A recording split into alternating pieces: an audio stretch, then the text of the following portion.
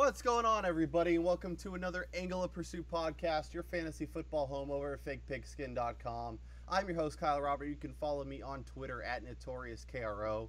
With me tonight, from parts unknown, is Damian Dabrowski. What's up, Damian?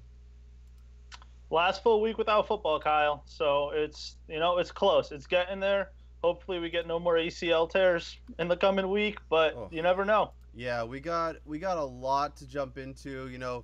We were gonna kind of, we've been doing our division previews. We've been kind of rolling through those, and between this weekend and tonight's guest, we had to do a little shuffle. We had to, throw a little wild card in there for everybody. And it's Roto World's senior editor, Evan Silva, everybody's favorite Twitter follow. What's up, Evan? What's up, guys? Didn't talk to you much last year, but we've talked in years in the past. Yep. And you guys have great football knowledge, and I'm glad to be back talking some ball with you dudes. Absolutely, it's always good to have you on. It's our pleasure. Good to chat. There's a lot to get into, but before we jump into all the big news, before we talk some rookie running backs, Evan, I just wanted to pick your brain. Who have you kind of risen on the most as the off season's kind of rolled along? Maybe between injuries, between potential new roles, between what you've seen in the preseason. Is there someone that sticks out as a guy you're like, yeah, I want to get more shares of him now than maybe you did a month ago or 2 months ago? In terms of performance, just in a preseason game, and you have to be able to separate like performance in a preseason game from where guys are slotted in the groups and first, second team. Because guys can come in late in the game and look really good, but just in terms of performance, I've been really impressed with the performance of Alvin Kamara, who was a player who before the draft I was a little iffy. And then when he went to the ideal situation, I consider the Saints to be the ideal situation, at least from a dynasty standpoint, for a running back of his skill set, especially where Adrian Peterson, we don't know how much he has left, and he's 32 years old, and he's year to year with the team, and Mark Ingram is very much year to year with the team. I mean, I jammed him up real high in my dynasty rankings. From a redraft standpoint, I was really, I've been very cautious with him. And I will continue to be cautious with him, but I love the way he has performed. He's ran between the tackles. He has shown the ability to hit big plays. He's been, he's hit like the high end of what I would have my expectations, maybe even exceeded my expectations for this preseason.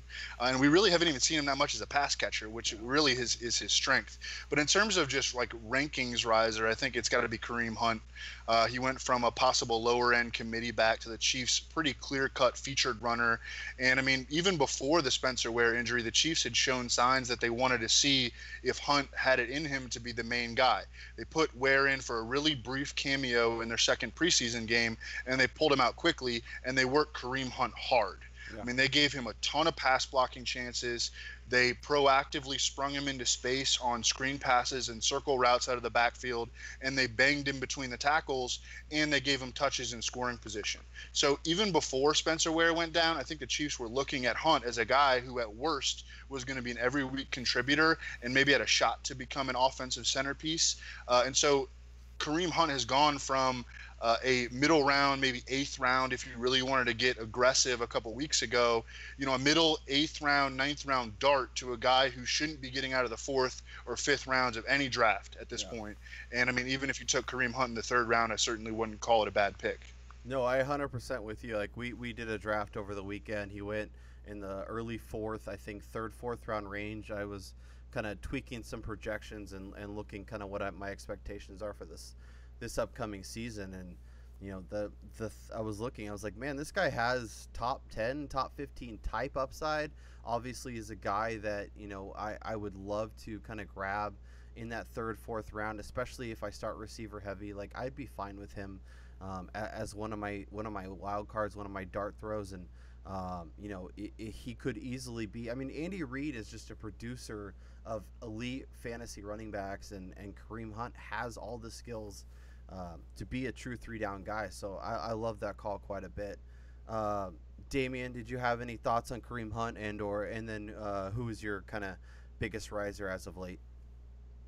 Yeah, I mean, I'm totally in agreement on Hunt. I was fortunate enough to grab him in a couple MFLs prior to the Ware injury, obviously. So, like Evan said, I got him, 8th, 9th, 10th round, and now he's flying off the board in the 4th. So it's a great feeling. I mean, we hate to see anybody get hurt, but it's like the same thing with the Edelman. I got Hogan in the Scott Fish Bowl, the last pick of the draft, and it's like you remember, you're like, I knew I drafted that guy somewhere, and then something like this happens, and you're like, you just got 7, 8 rounds of surplus value. Yeah, it's really fun which is always cool. Yeah, it's really fun to go back and look at your teams you drafted back in May and June and be like, oh, I nailed that pick, or oh man, that was a total miss. I was doing or the teams in March, when you were drafting like Jerick McKinnon. I don't. If you had like a ledger on those guys that like you just I don't even want to get into it because it's gonna painful memories. But hey, that's why we get addicted to this stuff. But no, I mean on the topic of kind of risers, for me it's been weird. I don't know if I don't want to pick a team or teams for this segment kind of, but I think the Rams and the 49ers are two teams that I kind of, when I initially was going through some of my pre-draft stuff, I was like, they're going to be terrible. Like, why did I even bother trying to pick off guys on these teams? Like, I might as well just avoid it and maybe take a lesser guy in a much better offense. But I think I might have underestimated kind of the effect that, Sean McVay and Kyle Shanahan are going to have on those two teams respectively. Yeah. So, Todd Gurley and Carlos Hyde are two guys that I'm certainly not, reaching or going out of my way for. But it's gone from a situation where, I was really hoping I wouldn't get stuck in a place where I had to take Gurley as my RB2 or Hyde as my RB2 to a point now where I actually really like my teams in the leagues that I was able to get them. Gurley when he was going in the 3rd still, or Hyde in the 5th, something like that. I just think that the difference between the systems that those teams had last year and the systems that the new coaches are bringing in are, it's a light years in terms of kind of how different the offense is going to look. I tend to think that Brian Hoyer is a more competent quarterback than he gets credit for, at least in terms of being able to move the ball and keep an NFL offense moving, even if the end of the year stats don't look great, and he's not going to win you a playoff game. But in terms of the other pieces around him, I think he's going to be just fine. So those are two teams that I think Gurley and Hyde being the big name players, but even guys like Pierre Garçon or potentially Cooper Kupp in LA, I just think don't write those guys off just because of how bad those teams were last year. Yeah, I think, I'm 100% in agreement with you. Like, these guys have gone from, drawing out plays in the dirt in between, while they're in the huddle, to actually having an offensive scheme and having a plan. And, like, if you look at where the Rams are this year versus last year, they have an X, they have a flanker, they have some tight ends that you can get excited about. Like, Todd Gurley, I'm 100% with you. Like, just the fact that there's going to be competent receivers running routes, Sammy Watkins going deep, that'll open up just enough for Gurley to kind of bounce back. And Damian, it was like you were in the back of my mind, because Carlos Hyde is literally the guy that I wanted to talk about. I'm a big Hyde guy kind of to begin with, but all the drumbeat this whole off season was, oh, he's not looking good. Oh, here comes this guy. Oh, here comes that guy. And Carlos is taking advantage of the offseason. He's obviously knows what's going on. He had a beautiful touchdown yesterday from Brian Hoyer. It looks like he's going to be catching the ball. He's going to be running really effectively. Assuming he stays healthy, I have big expectations for him. Evan, is Hyde somebody you're comfortable drafting kind of as your RB2 or maybe RB3 if you start a little more running back heavy? Absolutely. I mean, he's one of my, right in the bullseye, in the middle of the bullseye. That is, I'm willing to draft him as my RB1. Yeah. We are in a spot right now where you can get the feature back in a Kyle Shanahan offense and a guy who showed really impressive talent last year in a bad situation. You can get him consistently in the 5th and 6th rounds. And I think that the ascension of Matt Breida as their number 2 actually helps Carlos Hyde, because Matt Breida is 195 pounds. Whereas if Joe Williams had ascended to that, Joe Williams is 210 pounds, and Joe Williams might have been able to kind of push Carlos Hyde out of the way if he had been good, but he hasn't been good. Matt Breida has been good. Matt Breida is a change of pace back. And they're going to use him like Tevin Coleman and Carlos Hyde like Devontae Freeman. And obviously the offense is not going to be as good as that. But I love Carlos Hyde this year, where he goes in drafts. Just just smashing the button every time you see him in the 5th or 6th round. You need a running back, just every time. If he's there, man, you absolutely take him. Yeah, I'm 100% there. And it is nice that, the Breida call. He moved up above Joe Williams, so that's nice. And yeah, I think Hyde, as long as he's healthy, is locked in to have a big season. And yeah, there's a lot to be excited about. Let's switch the tempo a little bit, Damian, and let's talk about some guys you're falling on. Is there somebody you're starting to cool on? Somebody you're kind of just not as optimistic about? Now that the season's basically around the corner. There's not really one guy that jumps out for me. I think I'm kind of reluctant to really go all in on guys kind of very early in the process for this exact reason. I think kind of the most obvious one, if we're just talking about, maybe the fantasy industry as a whole, has been Mike Gillislee, who, in those early MFLs and the early drafts we saw going in the 4th round, and people were basically saying, he's just LeGarrette Blount, but better. So, if LeGarrette Blount got 18 touchdowns, then Gillislee is going to get 22 touchdowns. And it's not as simple as that. So I think that just combined with, James White coming off, one of the more memorable Super Bowl performances, Dion Lewis obviously having flashes of looking like an extremely valuable piece in that offense, and Rex Burkhead, who they obviously proactively went out and got. I just think even if Gillislee is going to be the goal line back, I just don't think we're going to see too many games where, he gets 22 carries, whereas that is something we saw with Blount last year. So that's somebody that I definitely think you have to drop down a little bit. And then I guess the second guy is probably T.Y. Hilton, and it's just all because of the Andrew Luck injury. I think it's so hard because we really haven't gotten any type of really kind of useful news on that whole situation. Just basically, them telling us, oh, his shoulder's fine, there's nothing wrong with it, but he hasn't thrown in like 2 months. So I don't really know how his shoulder's fine, or the fact that he might not be ready for week 1, but he'll be ready for the start of the season. I don't know how you're supposed to read between the lines there. So if it is a situation where Luck isn't ready, then I think Hilton, he's one of those receivers that's completely contingent on having a quarterback that can get him the ball, because he's not a guy that you're just going to throw the ball up to. And I don't think, they're one of the teams that probably have one of the worst backup QB situations. They don't have somebody like Brian Hoyer, who in years past has been able to come in, or even Josh McCown. So, if we're looking at Scott Tolzien or some of the other names they're throwing out there, I just think, Hilton goes from a guy that you loved as, grabbing in the 2nd or 3rd round, to somebody that, is just dropping. And, now I've seen him go in the 5th round. And yeah, if Luck plays, it's great. But if he doesn't, even that might be a reach. Damien, if I would have told you back in May or June that you'd be excited about the Niners and Rams and be pessimistic about the Colts offense from a fantasy perspective, you would have probably laughed me out of the room. But this is the state of late August fantasy football. I probably would have said I suffered a concussion. Evan, talk to me about Rex Burkhead. I know you've been banging the drum for him off season. A guy that is starting to climb up ADP a little bit. Is that kind of your favorite piece in this Patriots backfield, especially with his price? Yeah, probably because people still don't draft him aggressively enough.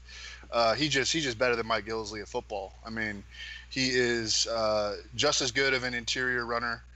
He is better at pass blocking. Mike Gillislee was the worst graded pass blocking running back at Pro Football Focus last year. Much better receiver. I mean, Gillislee has never caught passes in the NFL, never caught passes at Florida. Rex Burkhead is better than Mike Gillislee. But, Mike Gillislee's not bad, though. Mike Gillislee is a good interior runner, and I do think that the Patriots want to incorporate him into their offense as, potentially that goal line vulture. However, and we see the comparison between LeGarrette Blount and Mike Gillislee, but last year I think we have to remember that LeGarrette Blount had like 100 of his 299 carries in those first 4 games where Tom Brady was suspended, and not only did that kind of puff up his carry total for the entire season when we just look at it from a season-long standpoint, but it also allowed him to build some semblance of like momentum for the rest of the way, where they, LeGarrette Blount was in a good spot. James Devlin was, LeGarrette Blount was in good shape. James Devlin emerged as like one of the best lead blocking fullbacks in the league, and they had like a new element to their offense last year. with LeGarrette Blount in there, and it kind of like just built. The season just kind of it rolls along, and that was something that they always knew that they could turn back to. And maybe that could reoccur this year, but Mike Gillislee missed so much time in training camp. I mean, I don't know what kind of shape he's going to be in. When you have a hamstring injury, you're not using your legs. How are you staying in shape? He did have 8 carries the other night. He had one 30-yard run, and then the rest of his runs went for I think he had 7 other runs for 7 yards. And Rex Burkhead was more of when he had his game, he was more of a consistent chain mover, and he adds an entirely different dimension because of his passing game value. So I think that Rex Burkhead is better than Mike Gillislee. However, I have Mike Gillislee ahead of Rex Burkhead in my rankings because I think that Mike Gillislee is the favorite for that goal line vulture role. But it's going to come down to health, man. I mean, Gillislee has barely been healthy since the Patriots signed him. He has a long history of hamstring injuries. He missed the entire 2014 season because of a torn hamstring.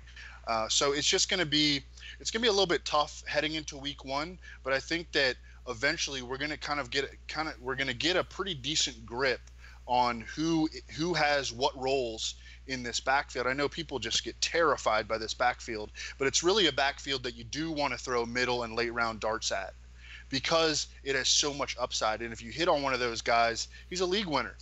People were taking LeGarrette Blount 8th, 10th round at this time last year. He was a legit league winner. I just keep throwing darts at the backfield. I think that's a great call. I mean, anytime you can get a piece of a amazing offense like the Patriots, like the Packers, like the Saints, I think it's a smart investment, especially when it comes, to the middle of the end, and there's a lot of potential upside. Yeah. Do not take Mike Gillislee in the 4th round, but take any of these guys, 7th round on. Yeah. You're not going to find guys with that much upside from the 7th round on. Yeah, 100%. Well, especially too, if there's an injury in the backfield, we know that offense is deep enough to still keep moving, but those touches are going to get consolidated. And we'll talk about Edelman here, but if Lewis gets hurt or if Gillislee gets hurt, we know that those other backs are good enough to pick up higher volume. And if you get volume in what could be one of the best offenses we've seen in the last decade, if everything goes according to plan, that's where you want that's where you want to take your risk. You don't want to take your risks on the teams that are going to struggle to score points. 100%, and that's the volume is king, and in this offense there's a lot to like. I guess for me, my faller is the Seattle backfield. I was kind of in on Eddie Lacy resurgence, but there's just so much mess there. Lacy's been banged up. He's sort of making weight, but not looking great. Obviously, Procise is dealing with his issues. He's a guy that I was starting to kind of target 8th, 9th round. Obviously, Thomas Rawls was there. The hype kind of got going with him. Now he's banged up. This Chris Carson guy is coming in, kind of making noise. There's a lot to be confused about. Obviously, their offensive line isn't great. So I don't know, Evan, are you in on any specific piece of this Seattle run game, or do you think maybe we see a little more pass-heavy offense like we saw last year, and maybe that buying in on the Seattle run game at their current price is just kind of it's just not worth the investment? Yeah, we may. I think it's over for Eddie Lacy. I mean, he's still a young guy, but I mean, P90X is something that if you or I wanted to get in shape over the next month, that's what we would do. That is not the way that NFL players train for football seasons. Yep. I mean, that's the first red flag. I mean, he barely lasted last year. When he lasted 5 games. Yeah. He gains all the weight back. It's just he's trying to manage his weight. He's not preparing for NFL seasons. Yeah. So he got beat out, real early on by Thomas Rawls, and then Rawls got hurt. But I mean, it's just a totally different when you're watching the games. Totally different tempo at which the Seahawks play with Chris Carson in there as opposed to Eddie Lacy. My biggest faller has, and I'm going to agree here with Damian, of course, is the Colts. And I mean, but it's not just T.Y. Hilton, it's everybody. Yeah. And obviously, I think that not only are you dealing with the uncertain availability of Andrew Luck, but the Colts lost their stud second-year center Ryan Kelley until midseason because of foot surgery. And Kelley was their best offensive lineman, and we've seen a lot of offenses historically have really big problems trying to overcome the loss of a difference-making center, whether it be like last year's Dolphins late in the year with Mike Pouncey when Jay Ajayi really slowed down after a really hot start, or the 2014 Browns with Alex Mack, where they had a great running game early in the season but just died after Mack went out down the stretch. And I've talked to a lot of offensive line gurus about this, and I've talked to Ross Tucker, who I do a podcast with on Wednesdays. Ross Tucker was a center / guard in the NFL, and losing a center can be just crippling to an offense. And we really have no idea when Luck will be back. We haven't seen him at all. The Colts reporters haven't seen him. He's not throwing to receivers. He's out indefinitely. I think it's weird that people say, oh, yeah, he should only miss week 1 and he should be back shortly after that. I mean, is that 1 extra week going to heal his surgically repaired throwing shoulder? What is 1 week going to do? He had the surgery in January. So I had to drop T.Y. Hilton. I had to bury Frank Gore. I had to bury Dante Moncrief. Jack Doyle is way low in my ranking. It's just a very, very uncomfortable and uncertain situation. It's not a situation where I'm looking at it and I'm thinking, oh, yeah, these guys are becoming great values now. I don't think they're becoming great values. They have basement low floors with Scott Tolzien or Stephen Morris or whomever is in there at quarterback, and their offensive line might be the worst of the entire Andrew Luck era with no Ryan Kelley. Yeah, I know, and we saw last year with the Falcons, they got Alex Mack in there, and all of a sudden their offense just, evolved, and centers make a huge difference. So in Frank Gore, they were showing a lot of his successful runs came on either side of Ryan Kelley. I'm with you on the Colts. Like I just they're a team that I'm running away from. Jack Doyle was one of my favorite late round tight end targets, running away. It's just not a pretty situation down there. So guys, let's dive into these injuries and let's start in New England. So Julian Edelman tore his ACL. He is gone for the year. Damian, I guess my biggest takeaway from this injury is, all the people that were comfortably taking Brandon Cooks in round 2, round 3, they just got a big gift here because there was no way I was touching Cooks that early. But with Edelman out, I think that locked in his value and his potential for the season. Yeah, well, so a couple things here. Obviously, the Patriots are my team. I mean, this just sucks for Edelman. And I root for fantasy, but just if you watched any of the mic'd up stuff from the Super Bowl, whatever, I mean, this guy was just made to play football. And so it just sucks that we won't get to see him this season. But for kind of what it means for the rest of that team, I guess, yeah, we're going to give Cooks a few more targets, but we were kind of talking, about this pre-show here. I don't think it's as easy as saying, okay, well, Edelman is out. He had X targets last year. We're going to divide this up by the next 4 guys that, should get more targets. The Patriots are too smart of an offense to basically just do that. And I think, I've seen a lot of people on Twitter basically say, well, look, Cooks is just a better Edelman. He's faster. He's younger. They'll just have him do what Edelman does, and he'll do it better. That's not how it works. Julian Edelman didn't become Julian Edelman because he was the best athlete at that position. It's just the chemistry he had with Brady. It's the fact that whenever they ran an option route, they both knew exactly what they were doing, and the D-back's always a step behind. It's because he's hard to tackle. It's because he runs precise routes. And I'm not saying Cooks can't do that, but he's certainly not going to become that player, after 2 months of training camp with the Patriots. So I don't think they're going to necessarily have the same role. And, people have also made the argument, okay, well, the Patriots gave up a first-round pick for Cooks. Clearly, they value him. They do, but that doesn't mean they value him in terms of the stats he's going to put up. They value him in terms of what he means to that offense, specifically the fact that it's kind of what Deshaun Jackson has made a career out of. Simply by the fact that he's on the field, the safety's going to have to shade his side of the field, and he's going to have to be aware of him because he can beat any corner deep. And what that's going to do for Gronk in the middle of the field, what it's going to do for Chris Hogan, for the running backs out of the backfield, is going to give those guys more room to operate.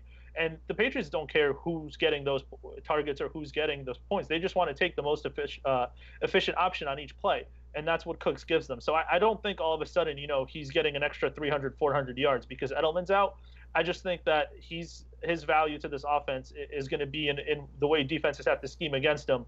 And in terms of the biggest beneficiary, I think it's going to be Chris Hogan. Again, not that they're the same type of player, but I think if you look at the numbers, Hogan's one of those guys that he profiles more as an outside receiver, but he was extremely effective when he did play in the slot last year. If you look at his yards per target in the slot, I mean, it's through the roof. It's not a large sample size, but he had a lot of big plays out of the slot, just the mismatches he creates. So I do think he'll get a little bit of a bump in terms of the plays that he'll see there. They won't exactly be Edelman routes. I think if we're looking for an Edelman clone, Amendola's probably the guy that's going to run the most of the Julian Edelman routes, if you will. But I think Hogan's going to see the biggest uptick, and somebody that went from being basically wide receiver 45 to a guy that I can see taking at wide receiver 30, 31 right now. So that's kind of where I'm at right now with that whole situation. Yeah, I think that makes a lot of sense. I think you brought up some valid points, and I think the one good thing in Hogan's favor is his ability to kind of line up all over the field. They can utilize him in a lot of different ways. He could be productive from the slot, from the outside, all that good stuff. So, Evan, what was kind of your instant reaction when you heard Edelman went down, and kind of where do you think, or who do you think gets the biggest bump from this injury? Yeah, it solidifies Brandon Cooks as, a guy who I had been viewing as like a high variance, best ball pick, who I didn't really want in any of my redraft leagues, maybe throw him as like a GPP dart, in daily fantasy. But he goes from that sort of player to someone who now I'm like, I'm a lot more comfortable and I'm willing to be more aggressive drafting him. And I love that Damian brought up that the history of slot work that Chris Hogan has done. He ran 37% of his routes in the slot last year. I mean, Hogan was everywhere, man, and we remember him for making most of his big plays on the outside, but he can play all over. And the same is true of Brandon Cooks, who also ran 37% of his routes at slot receiver. So I do not think that this team is necessarily going to, and Rex Burkhead, by the way, played some slot receiver in Cincinnati. I do not think that this team is going to have, a slot receiver who plays 80% of his snaps in the slot. Even Julian Edelman was only at 60%. Yeah. So I think that, and they have a lot of versatility in their receiver core, and they have a lot of different personnel packages that they can throw at you. I mean, in their third preseason game, they use a ton of two backs with James White would be on the right and Dion Lewis would be on the left or whatever, right, next to Tom Brady in the shotgun. And I think we'll see a lot of that. They did that more than any team in the NFL last year, where they would have running backs each on the side saddle of Tom Brady in the shotgun. It was only 11% of their snaps, but that was the most in the league. Most teams don't do that. Malcolm Mitchell, I think, becomes a little bit more interesting. The issue with Malcolm Mitchell is, he should play, I think, in 3 receiver sets when they're throwing an outside guy in there, because he's mostly an outside guy, and then they can use Hogan or Cooks in the slot. But we're also going to see a little bit more Amendola. He's strictly a slot receiver. I mean, he's not going to play outside. And then, they can use Dwayne Allen. I mean, The offense as a whole is going to be fine. But for me, it raises the week-to-week sturdiness of Brandon Cooks, and it really elevates Chris Hogan. Damian talked about Chris Hogan as a top 45 guy before the injury. He was in the 60s for me. I was sleeping on him big time, and I wish I could go back, but I can't. But at this point, he is a top 35 guy. I would rather own Chris Hogan right now than Sammy Watkins. Wow, that's something. Yeah. Well, hey, it's Tom Brady versus Jared Goff. That's Yeah, I mean that's the other. That's pretty close there, Damon. I don't know. They're both definitely goats. No, I think Evan brought up some good points. I think seeing the running backs in unique spots. I think a lot 2 tight end sets where you have Gronk in the slot and Dwayne Allen in there. I think there's a lot of versatility they can do, and I think it's pretty safe to say we're all pretty comfortable. We're not going to downgrade Tom Brady at all. Anyways. Yeah. So Malcolm Mitchell, Chris Hogan. Let's talk about the running backs, because Evan brought it up a little bit, but Dion Lewis, James White. Obviously, we don't want to just assume that it's a piece of a pie, and that we throw. Okay, this person gets this person gets that, this person gets that, and it's all over. We have Lewis, we have White. Both guys can take a little bit of an uptick too here. Damian, is it Lewis? Is it White for you as your preference, or is it kind of both? Well, between the two, I definitely think James White has a leg up. Mainly just the way he finished last season, in the playoffs and the Super Bowl, and the fact that Dion Lewis has been dealing with just a few more injuries. Obviously, that's been a concern for him in the past. So I do think White has a leg up in that situation. But I do think what's interesting is that initially we had reports that Lewis might not even make the team. Then he started off as kind of the featured guy in their third preseason game, and there's obviously two ways to take that. On one hand, you can say generally that's the guy you see there is going to be the team's featured back, or if the Patriots were really going to cut him, maybe they were trying to show him off to another team, give him some work to see if maybe somebody will throw him a draft pick in exchange for Lewis. So I think the one other thing here, though, is with the Edelman injury and the fact that, Lewis, James White, and Burkhead are all very strong receiving options. I think there's an increased chance now that maybe the Patriots, keep all four running backs. It's a little tough because they also have Brandon Bolden, who most likely might make the team just because he's a terrific special teams player. Yeah, he isn't going anywhere. Right, but I do think that if there's a team willing to be unconventional about this, I can see the Patriots keeping all four guys and essentially using White, White will be in the backfield, but combination of him and Lewis, basically to offset some of the Julian Edelman work on the shorter routes, as opposed to bringing in a fifth wide receiver, a sixth wide receiver for that purpose. So that's something to keep an eye on. But I would definitely have White as kind of the primary option out of all those guys at the moment. I kind of wonder if they might keep 5 backs. Yeah. Because a bunch of these guys can play special teams. Like Mike Gillislee can play. He played special teams at Buffalo. Rex Burkhead, of course, can play special teams. Dion Lewis can return kicks. So these guys are not just like one position players.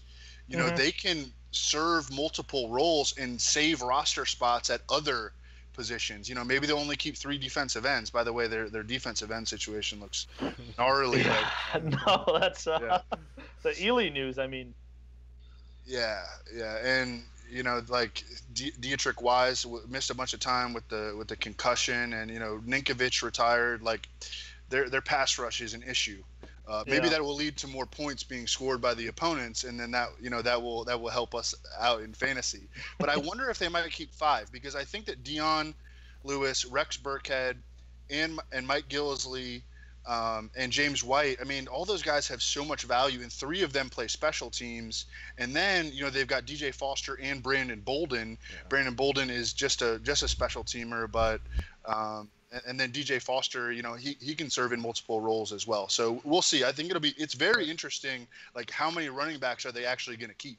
Yeah. Well, and also, I mean, I think what helps them a little bit too is with Gronk and Allen, the fact that they're both really strong blockers. A lot of teams need that third blocking tight end when your primary tight end is strictly a receiver. I mean, as good as Gronk is of a receiver, he'll pancake guys left and right. So I think that helps him to be able to get through with 2 tight ends in some weeks, and accounting for the fact that Matthew Slater is basically a receiver who's never going to catch a pass, but is their key special teams player. That takes away one guy they can use a receiver. So definitely, I think that versatility, that Evan mentioned, it could be. It seems like a dumb idea when you just hear that a team's keeping 5 running backs, but in the Patriots case, it might actually be something that benefits them, in various facets of the game. 100%. Yeah, I think that's a home run point.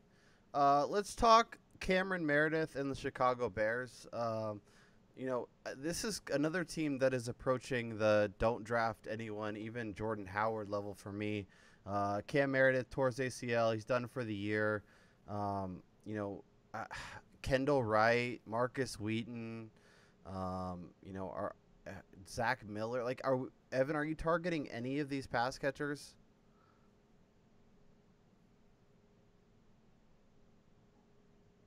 Kevin White is scary, man. I mean, he's so slow. Like he has lost all of his speed. One thing that I looked up during the offseason was the history of wide receivers over the last 2 decades who had caught fewer than 20 passes through their first 2 NFL seasons.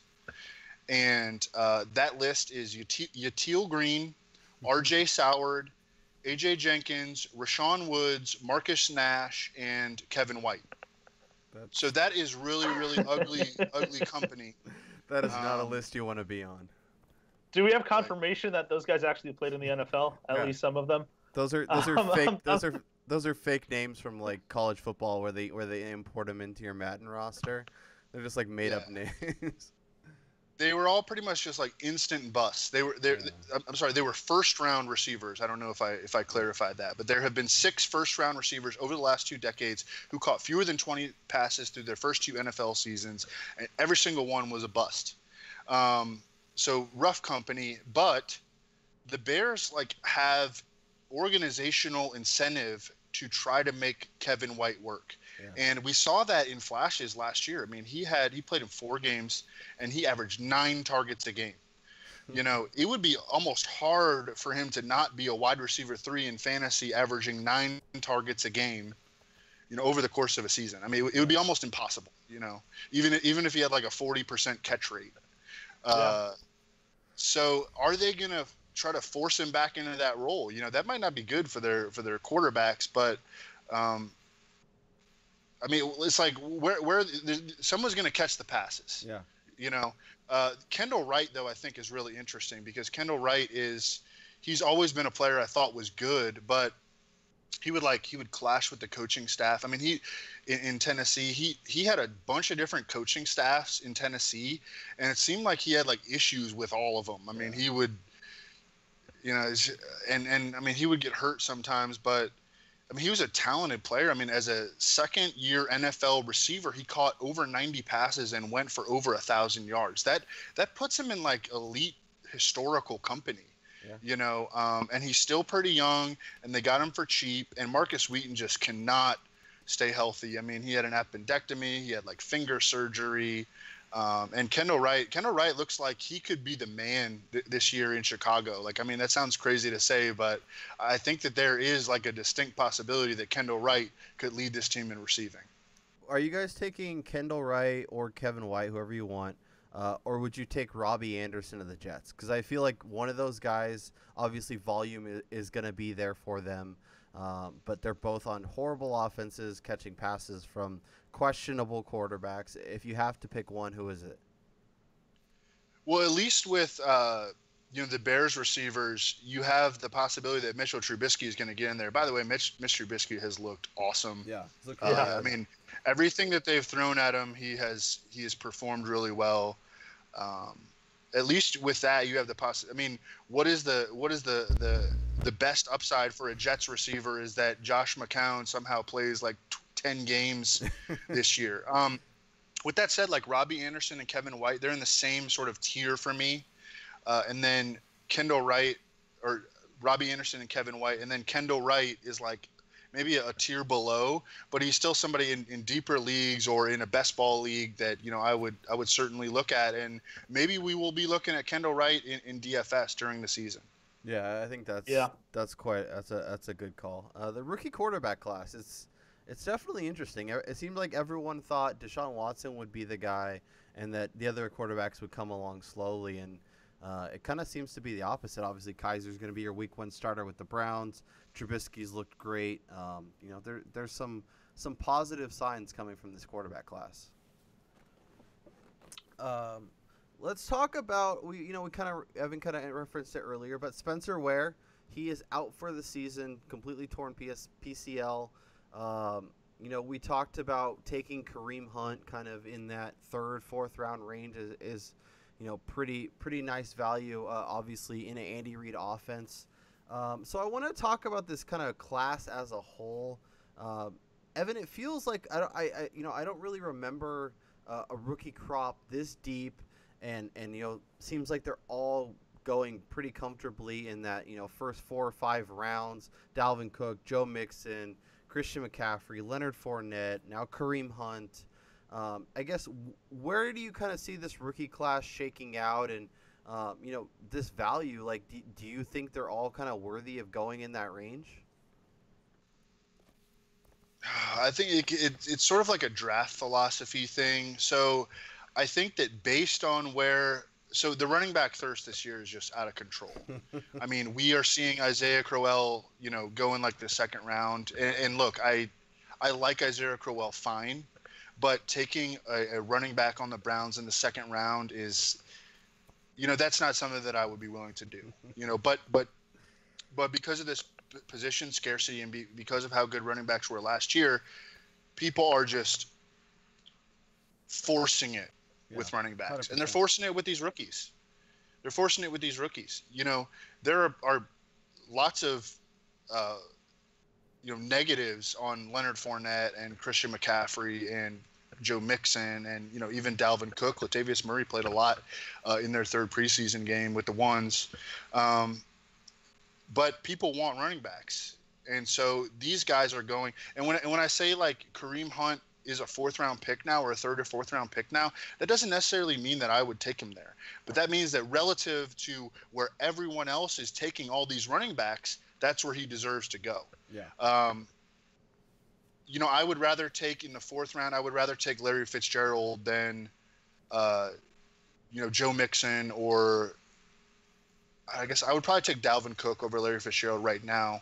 Yep. But I would definitely rather take Larry Fitzgerald over Joe Mixon and over Christian McCaffrey. So it just comes down to like a draft philosophy thing. But based on where all these guys are going, Kareem Hunt definitely belongs in that conversation, if not at the front end of that conversation. I mean, he's right now he's neck and neck with Dalvin Cook, if not ahead of him. He has weaker competition than Dalvin Cook has in Minnesota. Yep. And I think that you could argue that the Chiefs O-line is a little bit better than the Vikings O-line. Mm-hmm. And you guys mentioned Andy Reid's history with running backs, and the Chiefs look like they're going to use him a lot in the passing game. I mean, this was a guy who caught a ton of passes at Toledo, and based on his preseason usage, they're trying to give him like high percentage, little floater routes to just get him the ball in space. So that's where I kind of stand. I like to start wide receiver heavy in my own drafts, yep. But I know that most people right now are trying to force the issue with running backs, and so therefore I think that Kareem Hunt belongs right up there with any of those guys in the top 10 or top 12. It is really funny how like 1 year will completely dictate how people draft. And going into drafts last year, everyone was leaning receiver heavy because of all the injuries and all the lack of production at running back from the previous years. Like I have an article I'm going to probably repost here on Fake Pigskin about just the difference between where players drafted, where players finished among the top 10 at the position. Because I'm 100% with you. I like to lean receiver heavy as much as possible. There's no chance I'm taking Leonard Fournette in round 2. Not with Blake Bortles as quarterback. Not in the negative game scripts the Jags are going to have. Joe Mixon is incredibly talented. But, Gio Bernard's still there, and Jeremy Hill, as much as we want to make fun of him, and he's still there. He's still a thing. He could still have those short yardage and goal line looks. They're just the potential upside, is obviously there if they give him the rock starting week 3 and say, it's all you, go. But, the other side is there too, where he's a timeshare most of the season, and he's not the guy. McCaffrey, I want to get behind as well. The Panthers seem to be adjusting their offense. So, there's stuff to like, but then there's Jonathan Stewart still there, Cam's still there. The Panthers still, can do a lot of the things they've done in the past at more deep shots, that kind of stuff. Dalvin Cook's my guy. I'm 100% in on him. I don't think Latavius is good. I know he got a lot of work in the last preseason game, so but I'm not pumping the brakes. I think that offensive line is pretty bad, and I think Dalvin's going to have to make some plays in order to help open up the offense for Bradford and Diggs and Thielen and all those guys. Damien, what about you? Where are you at with these rookies, and kind of where are you placing your chips? Well, so I think what we have this year is just a convergence of basically two factors. On one hand, we have this rookie class, which I think part of the reason people are so high on them is each one of these guys had a really prominent college career, in the sense that, if you look at Fournette, he was basically on SportsCenter. every week the last 2 years, basically a man amongst boys. He was playing in the SEC and he was picking guys up and throwing them out of bounds when they tried to tackle him. It seemed like his Heisman campaign started, before he even touched the ball his first year at LSU. Yeah. Christian McCaffrey, one of the greatest all-purpose backs we've seen in college. Up there with Barry Sanders in terms of overall yardage. Dalvin Cook obviously doing it in the ACC at Florida State, a school that's had a lot of big-name NFL talent pass through there. So it's guys that I think even casual players recognize. A lot of times kind of the hype rookie running backs will be guys more like Hunt, that maybe didn't play at primetime programs, but, guys like us that are watching that every weekend will know. But I think these rookie running backs, everybody knows who they are. And I think that's the reason we're seeing them get pushed up so high. And then the other factors, outside of the top 6 to 8 running backs, maybe every one of these guys just has major question marks. Just looking at this list right now, Evan mentioned Crowell on the Browns, right? That's obviously a concern. We have Lamar Miller, who, went from 5.5 yards a carry to 3.5, and it could be in an offense with Tom Savage as his quarterback. Marshawn Lynch didn't play football for the last year. Ty Montgomery, we still don't know if they're committed to him as a running back.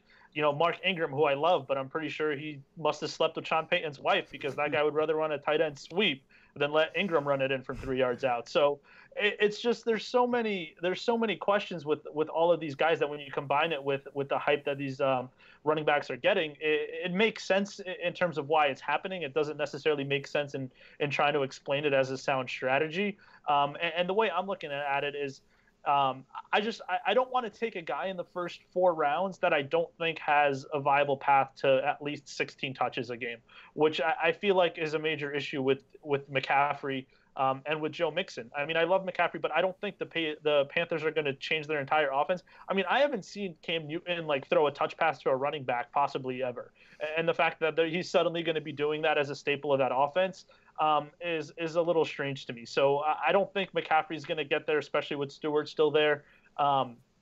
Same thing with Mixon. I love him as a talent, but they're good. Jeremy Hill's been one of the most effective goal line and short distance runners in the NFL over the past couple of years. Gio Bernard's a terrific third down back. They're not just going to throw those 2 guys aside that were also both second round picks, to give Mixon 20 carries. So I can't really invest in either of those guys. I'm with you on Cook in terms of that. That's kind of the guy I've been looking at. Now it's probably between Cook and Hunt, just because I think Hunt is coming. He's obviously rising, but I don't think he's going to surpass any of these guys, really. I think it's going to die down in the next 2 or 3 days. And once people kind of step back and kind of get a hold of themselves, he's going to fall back a little bit again. But just because I think those guys could get that workload, the only concern being with Cook is I don't love that offensive line. We saw how big of an issue it was last year. So I just don't know if he's going to basically have the environment around him, paired with the fact that Bradford doesn't really like to go downfield very often. So when your offense doesn't really have a vertical component and your line's not terrific, it could be hard to basically, make explosive plays. But I'm certainly not going to be the guy that's going to be reaching for any of these rookies in my draft. So this year the zig is reach for running backs. Okay. Yeah. And so the zag is let all the people chase the running backs in the early rounds that really don't really deserve to be going there because they're a rookie or they have, they're in a bad situation on a bad team.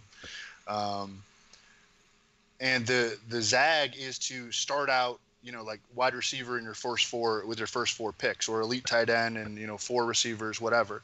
And then, you can come back, you get Carlos Hyde. And I know Damian just talked down Mark Ingram, but you get Mark Ingram in the 5th or 6th round, and he's been a top 10 fantasy back in back-to-back seasons. And then you could get guys like Doug Martin in the 6th or 7th round, and he's looked very good this preseason. You get Darren McFadden, who's going to be the Cowboys' feature back for at least the first 6 games. You come back in the 10th or 11th round, get Jacquizz Rodgers. Yep. He's going to be a top 20, top 15 fantasy running back start against Miami and Chicago and Minnesota in the first 3 games of the season. And then if you're in a PPR league, you get Darren Sproles in the 12th round, and he's a serviceable guy to get you along until maybe you find a workhorse running back on the waiver wire. Yep. So it's just it really makes a lot of sense, I think, this year to zag, because everyone is zigging toward just severely overdrafting running backs. And I think that the people who do zag, it's real clear cut. to me. You know, what is the optimal draft approach? And it is not to go spending your high investment, high value draft picks on Browns running backs or Bears running backs or rookie running backs, and it's to use those picks on stud wide receivers and great offenses, and then come back in the middle rounds and the late rounds and pound the running back class. No, yeah, I think I think it's exactly what drafters need to do. And you know, you may find, you know, Kareem Hunt sitting there in the 4th round, and maybe you went 3 stud wide receivers early, and at that point, I don't hate pouncing. But yeah, I think, you know, the 5th, 6th, 7th round, you can find a lot of guys. Melvin Gordon was found there. You know, Jordan Howard was waiver wire. Like, you know, people look at the running backs every year and assume, oh, this is all there is, and I got to get one of these guys, and if I don't lock him in, I'm not going to be able to win. And you know, running backs emerge every single year. I think stability and reliability from your early round picks are key to winning, because if you draft one of those running backs that either gets hurt or just isn't very good, you know, you're going to be constantly scrambling all season, and it's going to be a long season for you. I think you know, to take that zag approach even a little bit further, I think, and again, it's probably going to take some cojones to actually pull this through in the draft, but I think, you know, we talked about like Mark Ingram, for example, and him being a guy that I think we all really like as a player, and we're just not sure his team likes him as much as we do. I think looking at a couple guys that are in the opposite situation where, you know, generally fantasy players want nothing to do with, but I think their team might actually see more of a role for them, at least initially, than we do. So somebody like Jonathan Stewart, like Rob Kelley, like Terrence West, nobody wants those guys on their fantasy team. But the way it's shaping up right now is the first month of the season, those guys could be getting, you know, 17 carries a game and be their primary goal line backs. You grab those guys in the 8th, 9th, 10th round, use them for 5-6 weeks, basically, until the younger, you know, more talented guy takes over the job, and by that point somebody's going to pop on the wire. You know, maybe somebody drops some of those younger guys that aren't hitting. You know, maybe Alvin Kamara, Peterson gets hurt, Alvin Kamara becomes a guy you can pick up later in the season. I think that's a good way to basically sustain yourself in the earlier part of the season, give yourself time for some of those other guys to pop, whereas all those you know, all those guys that reached for all these younger running backs who are getting, you know, 8 touches a game for the first month are, you know, falling behind and are 1-3, 1-4, 1-5. So again, you know, it's a risk, and it's something you don't feel great doing in the moment. But I think if you look at it strictly from a numbers perspective and a risk perspective, it's actually a strategy that could certainly work. Yeah, and we used to do a lot. Sorry, no, it's okay, go. We used to do a lot of work with Sports Injury Predictor. Mm-hmm. And I think they got bought by like Fantasy Sharks or something like that. So we don't do as much work with them anymore. But they used to do a lot of articles on Roto World. One of the biggest, well, number one, running back position has the highest injury rate. We all know that. But one of the biggest indicators, the number one indicator for running back injuries is workload. But the number two in running back injury indicator is not the history of injuries. The history of injuries is number 3. The number 2 indicator for running back injuries is experience in the NFL. So if a player is in his first or second NFL season, he is at an elevated injury risk. You know, these guys are still learning how to, you know, take care of their bodies. They have not been through the physical grind of handling 300 touches, which I don't think people have enough appreciation for how difficult that is, you know, and the mentality and luck. Like, you need good luck, you know, to be able to have 300 touches in a season and not suffer some sort of injury. So I thought that was interesting to point out, especially in a year where everyone is just overdrafting inexperienced running backs. Yeah, for sure. When you leave your draft with Terrence West, when you leave with Jacquizz Rodgers, no one's going to be like, "Oh my God, that's an amazing draft," or, you know, you're not. It doesn't feel sexy at the time, but you know, it's not about when you leave your draft. It's about what you do throughout the season. It gives you that solid base to start the year, and you can kind of mix and match and make it work. And Damien, I think that's a great strategy, and one that I've been trying to employ, you know, this season. Guys, let's take a look. And even last year, sorry, Kyle, I'm going to interrupt you again. No, go for it. Even last year, like where it was such a great running back year, but if you took that approach to where you were going to use your middle and late round picks on running backs who just gave you a window early in the season to like, be competitive in that short time frame, you were in a great spot. It was Spencer Ware, because people thought that Jamal Charles was going to come back and take that job, and maybe we only get a couple weeks out of Spencer Ware. Spencer Ware ends up being, a top 10 RB1 for the first 6 or 7 weeks and startable all season long, and you could get him like 6th, 7th round, even in in a September 5th draft, right before the start of the season. It was LeGarrette Blount, who people were just not excited about LeGarrette Blount last year. But you could get him 8th, 9th, 10th round. He was the perfect dart, and then it was DeAngelo Williams. You could get him in the 6th or 7th round, and he gave you 3 weeks of elite top 3 running back production, and he didn't produce for you in the fantasy playoffs, but that gave you a window to be able to try to find better running backs, like during that window. So even last year, in a great year for running backs, that strategy still gave you an advantage because you were not spending your high value picks on those players. You were getting elite production nonetheless. Yeah, no, I think that's a great point. Even Melvin Gordon was going 4th, 5th, 6th round, like after an injured Jamal Charles. Like that, to think about this draft, draft time a year ago is crazy to me. Jordan Howard was basically a late round pick if you took him at all.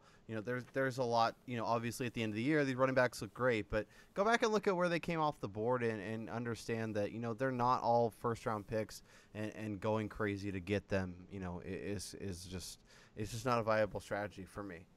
Now, if we're looking a little later at guys who could steal the show, who could end up being guys that help you kind of down the stretch, Samaje Perine, Jamal Williams, D'Angelo Henderson, Chris Carson. Like, is there any names, Evan, that you're trying to make a point of targeting later in drafts, or if they kind of fall to you, you're comfortable taking?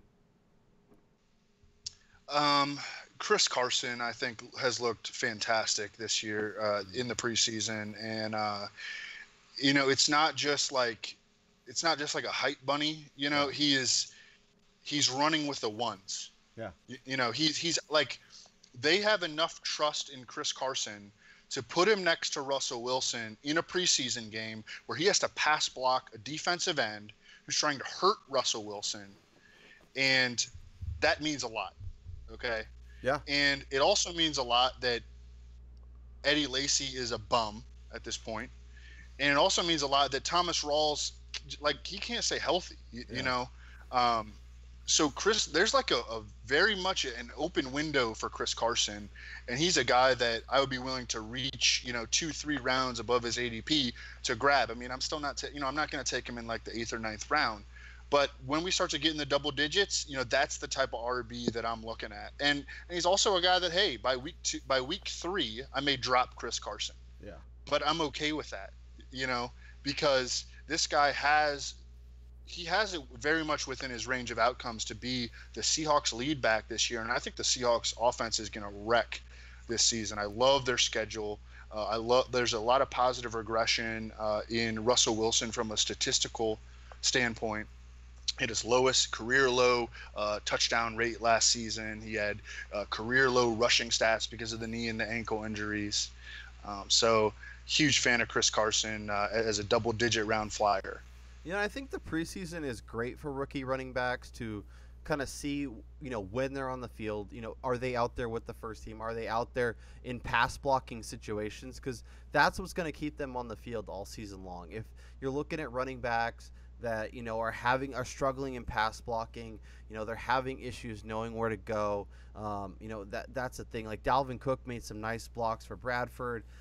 Chris Carson's obviously out there with Russell Wilson, so that shows you the team is confident, and that shows you that you could kind of be a guy that could potentially take over. And I forget where I saw it, but someone was basically saying, Chris Carson's story and kind of this preseason feels a lot like Thomas Rawls when he kind of broke out and became a thing, and people kind of wrote it off early, and it grew and grew and grew, and all of a sudden, Thomas Rawls is a legit weapon as the fantasy playoffs happen. Yeah, and I think when we're looking at late round running backs, You know, you hear a lot of people say how running back's basically the easiest position in terms of transitioning from college to the NFL. And I understand that argument, you know, in terms of just what I think that comes down to is I just think a lot of times most college running backs that are successful have the physical tools to be successful in the NFL. I think the issue is, like we said, picking up the playbook quickly enough and being able to play on third down, and knowing your blocking, knowing your protection, but also just being in the right situation in the sense that I think when I look at kind of some of these guys, I want to take a shot on somebody that I like that offense. I like that team, which is why I like Carson, like you guys said. But also, for instance, somebody like James Conner, who I'm not saying is the most talented running back out of, you know, I mean, we look at some of these names, you know, Samij Pirine, Joe Williams, Jamal Williams, the things they did in college. But you look at James Conner and the fact, the injury history that Le'Veon Bell has, it wouldn't surprise anybody if he goes down again. We've seen that Toussaint isn't somebody they've fallen in love with in the past. And so I see a path to him potentially getting more touches if something like that were to happen. And we know with Antonio Brown there and with Big Ben and with Martavius there that it's going to be an offense that's going to be, you want to essentially be going downhill. I don't want to, even if I think a running back is talented, I'm not going to love a late round pick in an offense that I don't think is going to be able to move the ball, because they're going to stack the box against him and he's going to be getting hit, you know, 2 yards in the backfield every time. And at that point, it doesn't matter how talented he is, because he's not going to have the environment around him to be successful. So when you're, and obviously this is in deeper drafts, we're talking about, you know, now Carson's rising, but even, you know, somebody like James Conner, I think I've only seen him really go in kind of like the 18th, 19th round usually on some of the MFL stuff. So you don't have to reach for him, but I think try to find guys that can have a plausible path to playing time, be it injury or be it the starter not being somebody that the team is set on, but also on a team that you think is going to be able to score points and move the ball, because that's going to make life a lot easier for them. 100%. I think Alvin Kamara fits in that bucket too as a guy. Absolutely. If Peterson's toast, at least he could be a pass catcher. We've seen Kyrie Robinson have value as a PPR asset.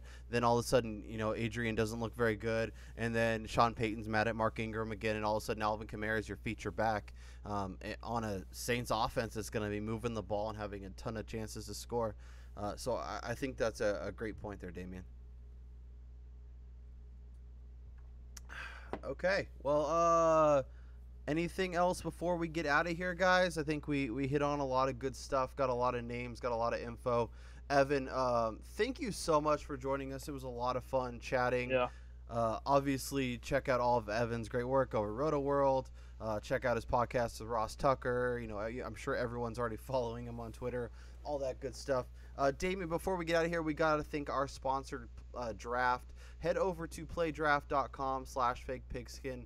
Deposit $5. You get a year of Fake Pigskin Elite, all of our premium rankings, waiver wire, DFS, all that good stuff. Plus, you get an extra $3 ticket for a draft on PlayDraft. Damien's going to be writing some good content for that site this year. But Evan, thank you so much. It was a blast. Thanks so much for having me, guys. For my co-host Damien Dabrowski, I'm Kyle Robert, and we'll talk to you guys next time.